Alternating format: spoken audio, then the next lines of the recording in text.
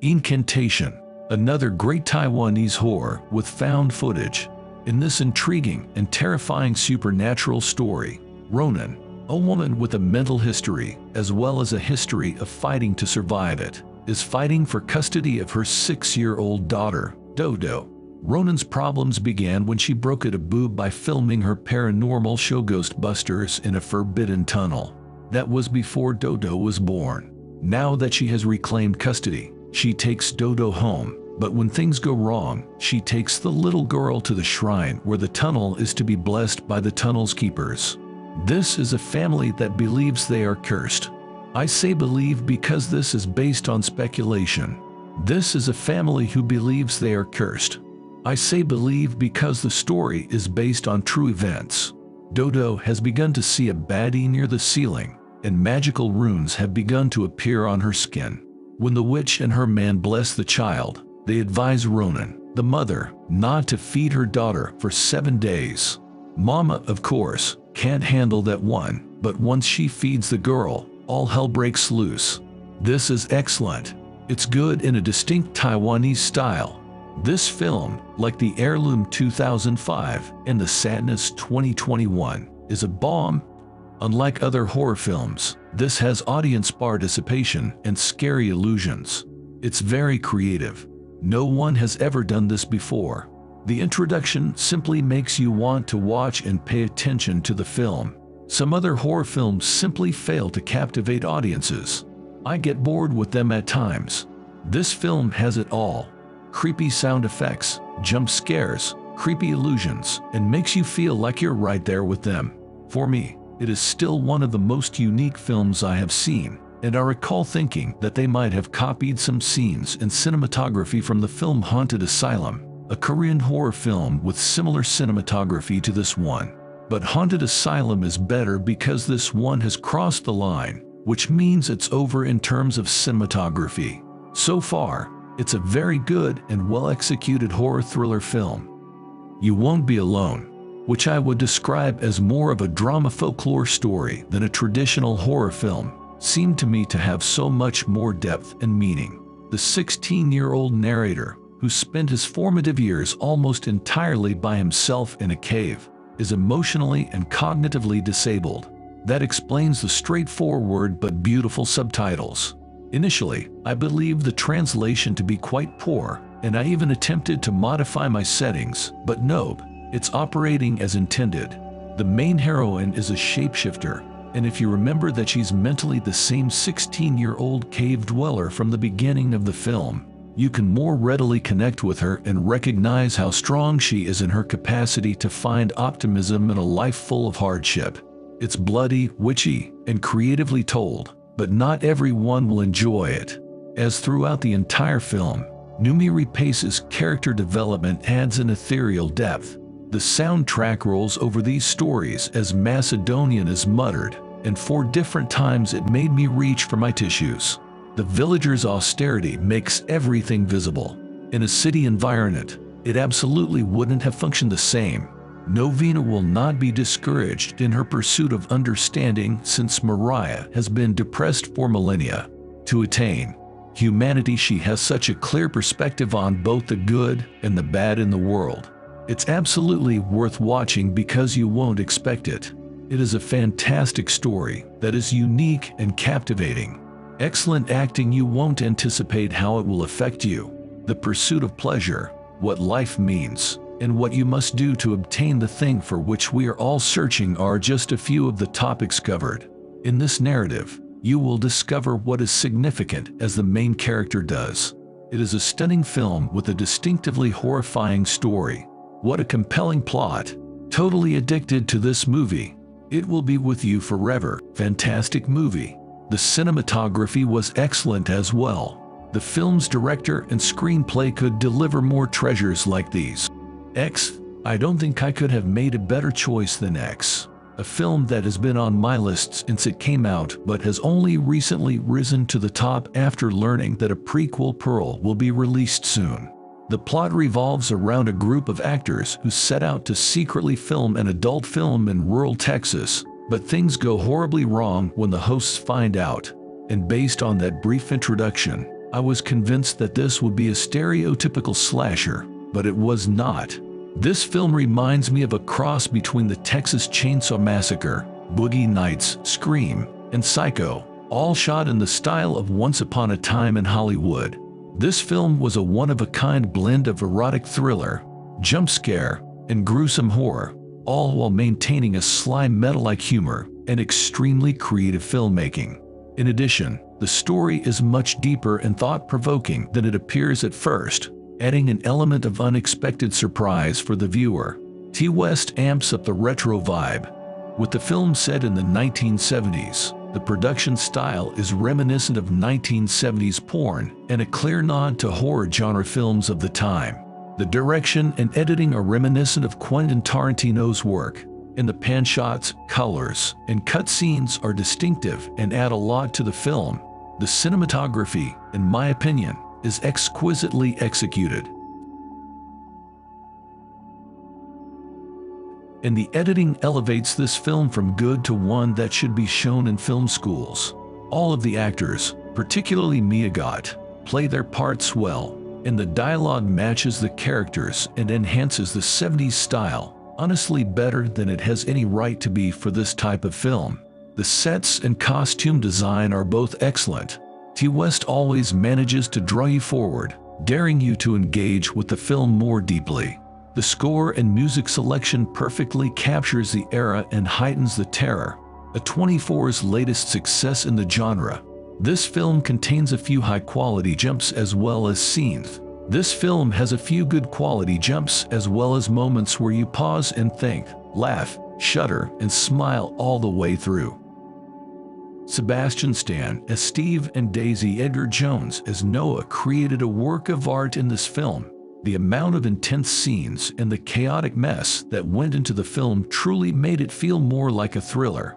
My mind was blown away throughout the entire plot, and if you are a fan of Sebastian Stan, you will instantly understand the real measurements he took while researching to play this particular film.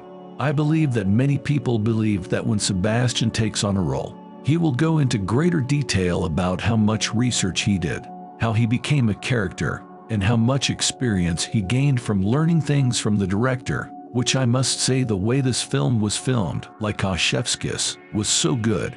You felt every level of emotion just from the way it was filmed. I absolutely adore this film. If you enjoy feeling intense and on the edge of your seat, this is the film for you. The best cast and director. Steve's speech, in which he describes giving yourself up completely for someone, allowing them to have you, demonstrates my point even more. He sees women as objects, not as humans that he can possess. When he explains to Nora that the market in cannibalism is only for women, it reminded me so much of the objectification of women. How girls are far more likely to be sold or trafficked, which is essentially what is going on here. It's done beautifully. What made me happy in this film was how the female characters bond and find solace in each other's company.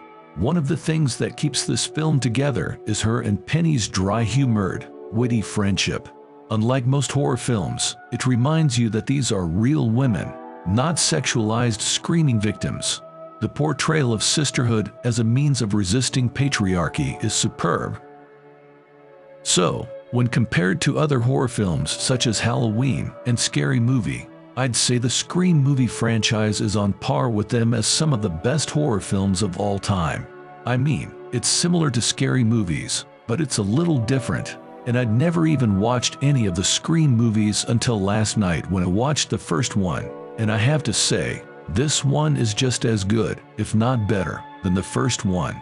You have a classic killer wearing a terrifying Halloween mask, so come on, that mask is terrifying.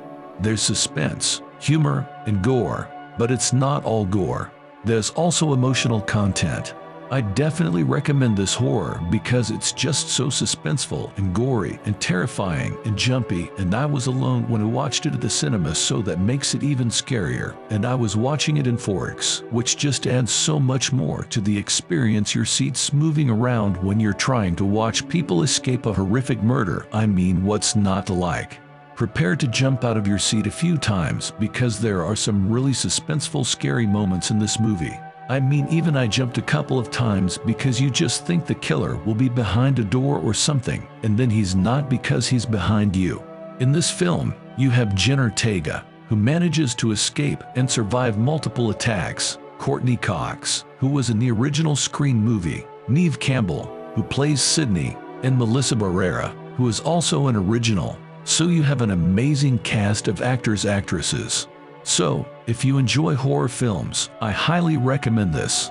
So, if you like horror movies, I definitely recommend this one. But you should probably watch the original Scream movie first so you know who the characters are and all the references to the original movies.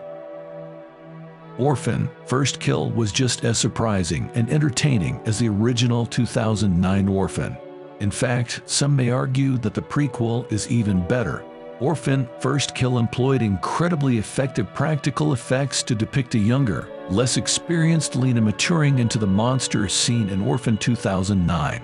Isabelle Fuhrman never disappoints. She gives an unforgettable performance as Lena Esther, and I'd give anything to see her reprise this role or star in many more films in the future. She is a rising star deserving of recognition, acclaim, and an award.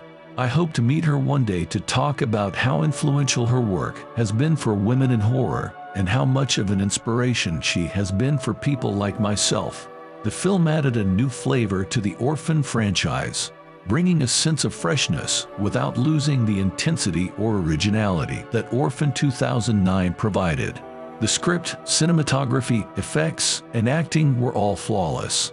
My only criticisms are for the moments where the audience must rely on suspension of disbelief for certain plot points and conveniences, especially early on, that I felt the original film did not struggle with. Orphan: First Kill couldn't have the same messed up novelty as its original, could it? Orphan: First Kill has its own ace up its sleeve. Anything more would ruin the fun. Its completely ridiculous new twist is equally as unexpected. I enjoyed the ending, especially when her teeth fell out and her husband's reaction. I also enjoyed the twist. I was not expecting that turn of events, and the comedy throughout the rest of the film was fantastic, making me laugh out loud for the first time. I liked how they made fun of Esther's appearance and short stature. This plot is brilliant. Overall, I went into Orphan: First Kill expecting a fun prequel to one of my favorite horror thrillers, and I left feeling giddy, proud, and eager to see more from the actors and the franchise. I recommend that all horror fans watch both Orphan 2009 and Orphan: First Kill. I'd also like to thank the cast, crew, and filmmakers for creating such an enjoyable, high-quality film in an era when sloppy filmmaking has become all too common and acceptable. Thank you for putting so much passion, time, and effort into keeping Orphan as a cult favorite. Speak No Evil is utterly epic. I was interested the entire time. There are so many unanswered questions, and you realize that you will detest the answers once you learn them. Dark, twisted, and evil, vile. Incredibly painful, horrific. Real. This has an amazing cast. The narrative. Everything was theatrical. Like many others, I had a similar level of wrath. Up until the very end of the movie. Doing everything but spitting at the screen and the characters. You feel frustrated and irritated as a result. It is as it is. It seems like the ideal conclusion. Not what I had hoped for, but not as artificial and cheesy as some other movies. This was raw, engaging, absolutely terrifying. You couldn't even begin to be prepared for the ending. Beyond disturbing. I can't unsee what I saw. Very disturbing movie with a gruesome ending. Definitely shows you just how evil and twisted humanity can be. This horror thriller movie tells the tale of a recently widowed woman who rents out a country house in the UK for 2 weeks following a terrible incident in which her husband kills himself during their separation argument. It's a slow boil to body trope atrocities, but the tension is dense, heavy, and keeps you on the edge of your seat. The sound in one part blends wonderfully with the tune, and there are the hauntingly filmed scenes that are downright eerie. The performers perform admirably. The colors and lighting are excellent, and it looks stunning, yet nothing ever happens while the smoke keeps rising. Men, this movie has something that is outside the box for your average moviegoer, which is eerily similar to the experiences of many other women as well as the main characters in the film. When their experiences are not understood, it is nevertheless ingrained in society to minimize them and any pain that may have resulted, either by dismissing their reactions as unjustified or putting the blame for the suffering they feel on them.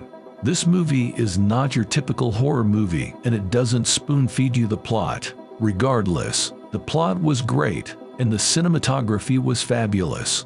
If you aren't paying attention, there are numerous subliminal and not-so-subliminal messages scattered throughout the film, which serves as a metaphor for misogyny. Men depicts some of the toxic conflicts between males and women, including one that men have twisted for their own purposes. It is a terrible and gory illustration of how toxic masculinity breeds poisonous masculinity, and how this cycle is perpetuated by society's support. It's the doubt, dismissal, gaslighting, and victimization.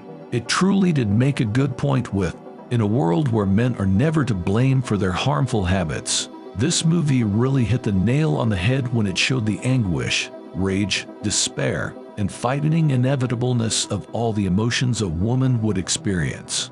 What it means to embrace one's truth and the pain a woman experiences after emotionally releasing baggage that was never hers to carry.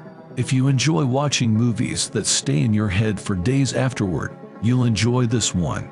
I didn't believe a movie about grieving and ending a terrible relationship could ever be depicted in any better way than. I didn't believe a movie about coping with sorrow and ending a toxic relationship could ever be depicted in any better way than this movie does. It is incredibly terrible, terrifying, unrepentant, and loaded with unprocessed emotion. It was spooky, tense, and downright unsettling. It met all of my criteria. It was superbly directed, with an impactful music. This movie, which depicts the misogynistic nightmares that women have to live with for centuries and still do now, should to be seen by everyone, in my opinion.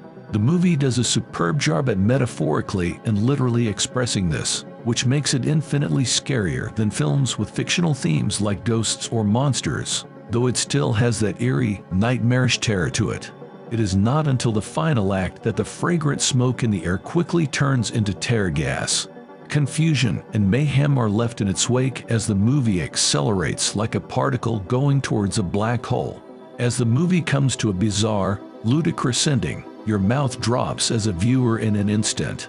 Things quickly become bizarre, which is an understatement in and of itself. This film then takes a nasty and disturbing turn that I don't believe any spectator could have predicted. The irony in reading many of the criticisms is that the reviewers claim they did not understand the picture, and as a result, it is deserving of being judged poor. This movie offers something that is unusual for the typical moviegoer. Jordan Peele's growing arsenal nope is unique. All of this is overshadowed by the terrifying flying saucer that at first begins. To be honest, this is one of the best thriller films I've ever seen. I understand that it may be boring to some, but this was exactly what I needed.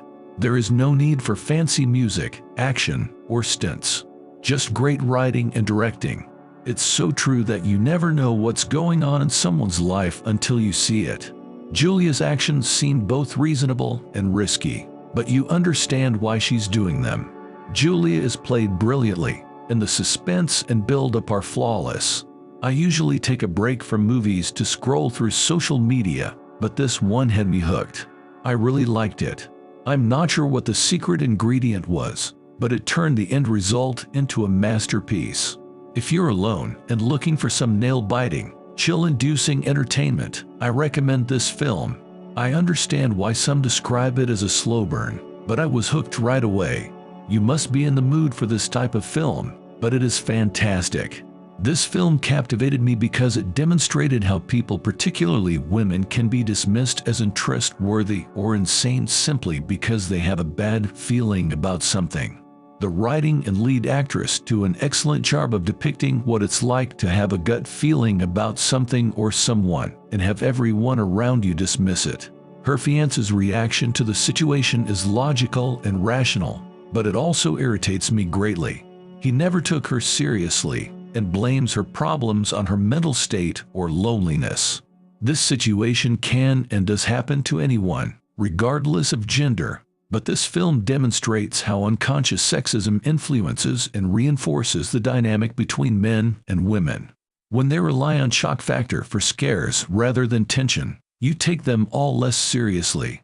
This film is a cohesive package of cinematography, story, and sound design that creates a truly memorable film for all terror film fans.